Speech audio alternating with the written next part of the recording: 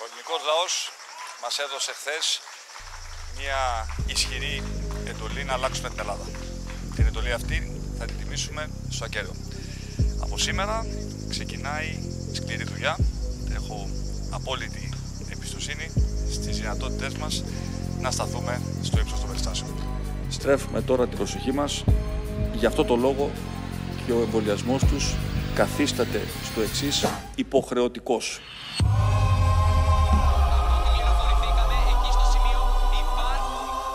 Ούτε ένα πυροσβεστικό ήμουν μέχρι τελευταία στιγμή με την πυρόσβεστη. Έρχεσαι σε σύγκρουση με τη σκληρή πραγματικότητα.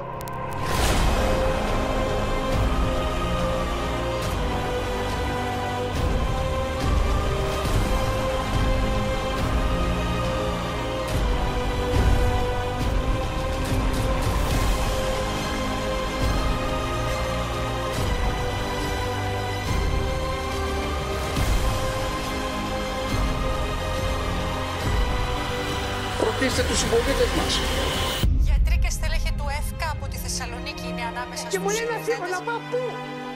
Πού να πάω? Ήρθανε, το είδανε και η πυροσβεστική δεν το ενέκρινε να το ανοίξει στον δρόμο της πυρασφάλειας. Αυτή είναι η πυροσβεστική του Λαυρίου, ο Δήμος Λαυρεωτικής και όλοι.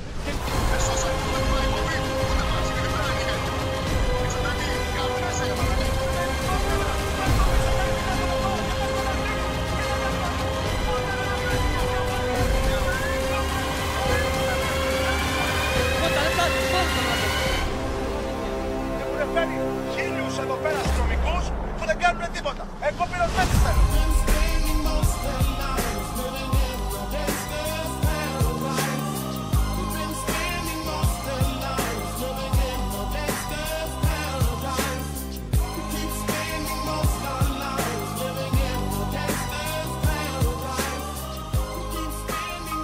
Καλησπέρα σας κυρίες και κύριοι. Διακόπτουμε τη ροή του προγράμματος. Να πείτε στην κυβέρνηση ότι αυτό που ήθελε το έκανε. Τα τελευταία 5 χωριά καίγονται.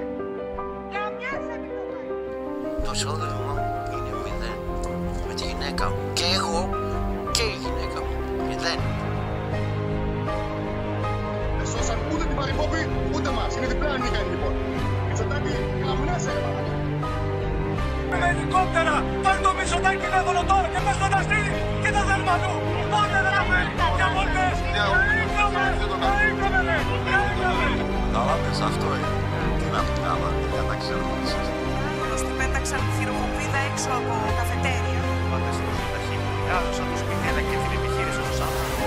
Αλλά Δεν με ευχαριστείτε, μην κλαίτε, σας παρακαλώ. Είναι, κυρίες και κύριοι, πολύ δύσκολες και οι στιγμές. Είναι απολύτως ανθρώπινο αυτό που βλέπουμε. Είναι ένας μεγάλος άνθρωπος. Προσέξατε τι είπε πριν. Δεν